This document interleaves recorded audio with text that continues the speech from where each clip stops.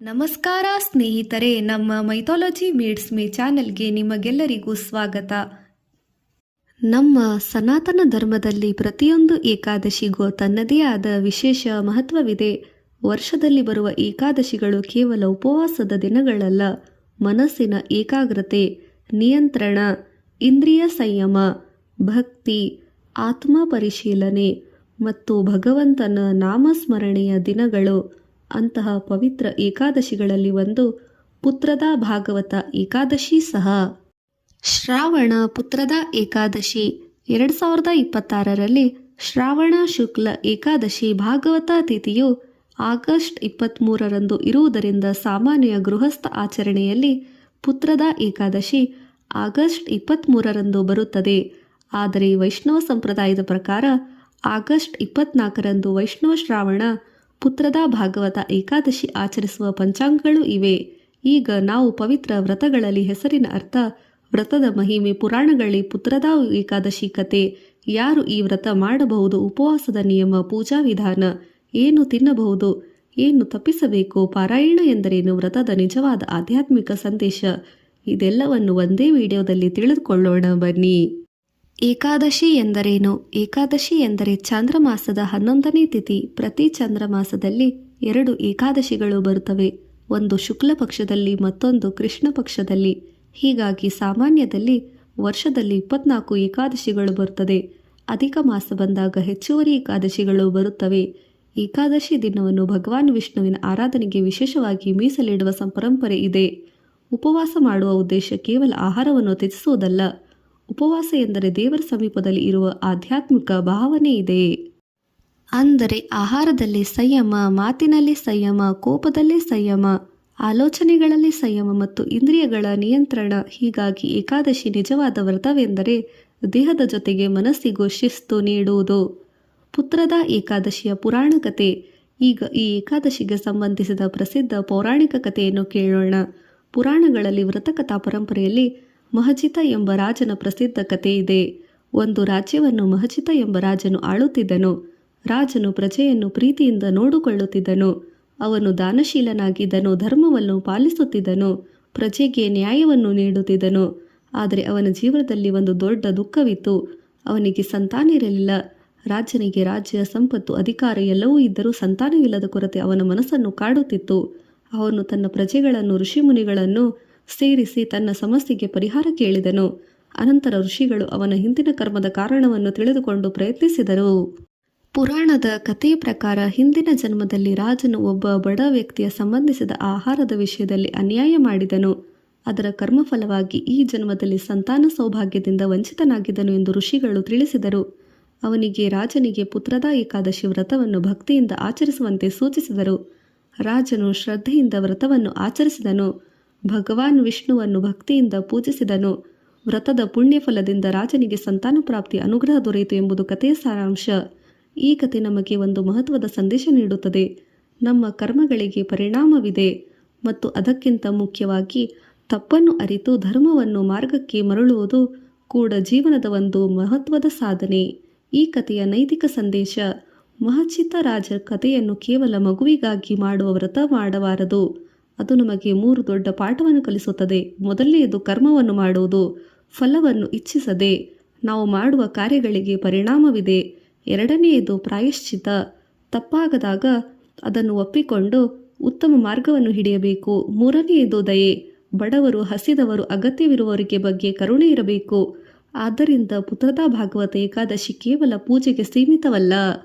ಸಾಧ್ಯವಾದರೆ ಬಡವರಿಗೆ ಅನ್ನದಾನ ಮಾಡುವುದು, ಬಡವರಿಗೆ ಸಹಾಯ ಮಾಡುವುದು, ಮಕ್ಕಳಿಗೆ ಪುಸ್ತಕ, ಶಿಕ್ಷಣದ ನೆರವು ನೀಡುವುದು ಮತ್ತು ಯಾರನ್ನಾದರೂ ಹಸಿವಿನಿಂದ ಇರಿದ್ದರೆ ಅವರಿಗೆ ಸಂಕಲ್ಪ ಮಾಡುವುದು. ಇದು ಆಂತರಿಕ ವ್ರತದ ಸಂದೇಶವನ್ನು ಜೀವನದಲ್ಲಿ ಅಳವಡಿಸಿಕೊಳ್ಳುವ ಯಥಾಶಕ್ತಿ ಎಲ್ಲರಿಗೂ ಸಹಾಯ ಮಾಡಬೇಕು. ಧರ್ಮದ ಮಾರ್ಗವನ್ನು ಅನುಸರಿಸಬೇಕು. 2026 ದಿನಾಂಕದ ವಿಶೇಷ ಮಾಹಿತಿ. ಈಗ 2026 ದಿನಾಂಕವನ್ನು ಸ್ಪಷ್ಟವಾಗಿ ತಿಳಿದುಕೊಳ್ಳೋಣ. 2026ರಲ್ಲಿ ಶ್ರಾವಣ ಶುಕ್ಲ ಏಕಾದಶಿ ತಿಥಿ ಆಗಸ್ಟ್ 23ರಂದು ಮುಂಜಾನೆ ಸುಮಾರು 2 ಗಂಟೆಗೆ ಪ್ರಾರಂಭವಾಗಿ ಆಗಸ್ಟ್ 24ರಂದು ಮುಂಜಾನೆ ಸುಮಾರು 4 ಗಂಟೆ 18 ನಿಮಿಷಕ್ಕೆ ಮುಕ್ತಾಯವಾಗುತ್ತದೆ. ಇದು ಹಲವು ಪಂಚಾಂಗಗಳ ಮೂಲಗಳು ನೀಡುತ್ತವೆ. ಸಾಮಾನ್ಯ ಗೃಹಸ್ಥ ಆಚರಣೆಗೆ ಆಗಸ್ಟ್ 23, 2026 ಶ್ರಾವಣ ಪುತ್ರದ ಭಾಗವತ ಏಕಾದಶಿ. ವೈಷ್ಣವ ಪರಂಪರೆ ಆಚರಣೆಯಲ್ಲಿ ಆಗಸ್ಟ್ 24, 2026 ವೈಷ್ಣವ ಶ್ರಾವಣ ಪುತ್ರದ ಭಾಗವತ ಏಕಾದಶಿ. ಆದ್ದರಿಂದ ನಿಮ್ಮ ಮನೆಯಲ್ಲಿ ಸಂಪ್ರದಾಯ ಮಠದ ಆಚರಣೆ ಅಥವಾ ಸ್ಥಳೀಯ ಪಂಚಾಂಗವನ್ನು ಅನುಸರಿಸುವುದು ಅನುಕರಣೆಯ ಉತ್ತಮ, ಅತ್ಯಂತ ಶ್ರೇಷ್ಠವಾಗಿದೆ. ಏಕಾದಶಿಯ ದಿನದ ಪೂಜಾ ವಿಧಾನ. ಏಕಾದಶಿಯ ದಿನ ಬೆಳಿಗ್ಗೆ ಬೇಗ ಎದ್ದು ಸ್ನಾನ ಮಾಡಿ ಶುದ್ಧವಾದ ಬಟ್ಟೆಯನ್ನು ಧರಿಸಬೇಕು. ಪೂಜಾ ಸ್ಥಳವನ್ನು ಸ್ವಚ್ಛಗೊಳಿಸಬೇಕು. ಭಗವಾನ್ ವಿಷ್ಣುವಿನ ಭಾವಚಿತ್ರ ವಿಗ್ರಹವನ್ನು ಸ್ಥಾಪಿಸಿ ದೀಪ ಹಚ್ಚಿ ತುಳಸಿ ದಳವನ್ನು ಅರ್ಪಿಸುವುದು ವೈಷ್ಣವ ಪೂಜೆಯಲ್ಲಿ ವಿಶೇಷವಾಗಿ ಪ್ರಚಲಿತವಾಗಿದೆ.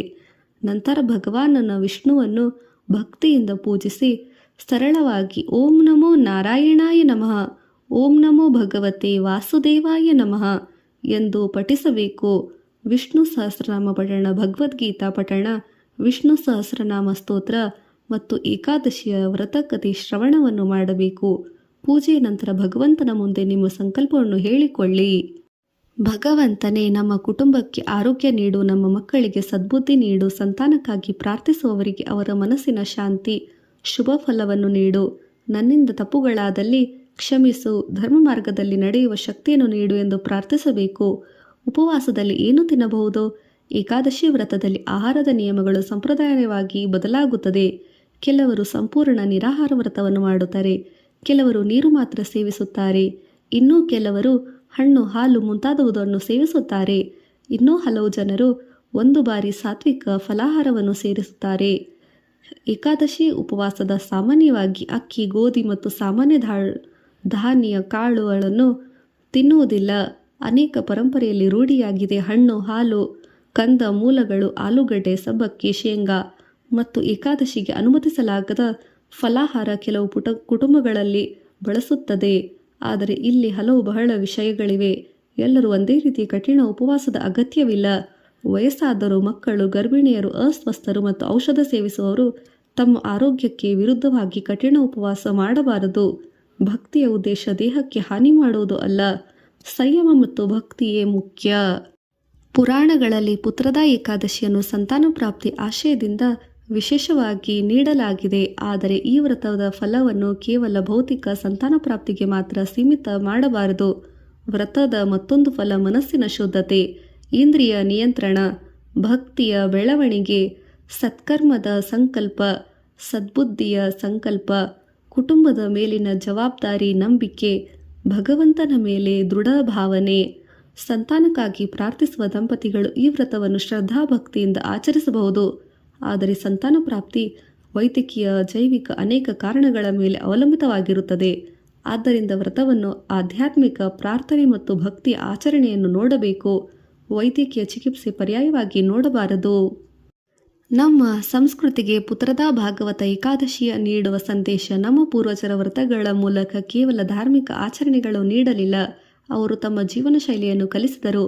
ಒಂದು ದಿನದ ಉಪವಾಸ ದೇಹಕ್ಕೆ ಸಂಯಮ, ಒಂದು ದಿನದ ನಾಮಸ್ಮರಣೆ ಭಗವಂತನಲ್ಲಿ ದೃಢ ನಂಬಿಕೆ, ಮನಸ್ಸಿನ ಸಂಯಮ, ಸಂಪತ್ತಿಗೆ ಅರ್ಥ, ಆತ್ಮದ ಪರಿಶೀಲನೆ, ದಿಕ್ಕಕ್ಕೆ ಜೀವನಕ್ಕೆ ಒಂದು ಅದ್ಭುತ ದಿಕ್ಕು. ನಮಗೆ ಭಾಗವತ ಏಕಾದಶಿ ಹೇಳುವುದೆಂದರೆ ಮಕ್ಕಳನ್ನು ಪಡೆಯುವುದಷ್ಟೇ ಅಲ್ಲ, ಉತ್ತಮ ಮಕ್ಕಳನ್ನು ಬೆಳೆಸುವ ಜವಾಬ್ದಾರಿ ಪೋಷಕರ ಮೇಲಿದೆ. ಸಂತಾನ ಎನ್ನುವುದು ಕೇವಲ ಕುಟುಂಬದ ಮುಂದುವರಿಕೆಯಲ್ಲ, ಅದು ಮುಂದಿನ ಪೀಳಿಗೆಗೆ ಸತ್ಯ, ನ್ಯಾಯ, ಧರ್ಮ, ಸಂಸ್ಕೃತಿ, ಕರುಣೆ, ಜ್ಞಾನ ಮತ್ತು ಮಾನವೀಯತೆಯನ್ನು ನೀಡುವ ಜವಾಬ್ದಾರಿಯ ಹೊಣೆಯನ್ನು ಹೊತ್ತಿರುತ್ತದೆ. ಪುತ್ರದ ಭಾಗವತ ಏಕಾದಶಿ ಎಂದರೇನು? ಪುತ್ರದ ಎಂಬ ಪದದ ಸಾಮಾನ್ಯ ಅರ್ಥ ಸಂತಾನವನ್ನು ನೀಡುವವಳು, ತಾಯಿ.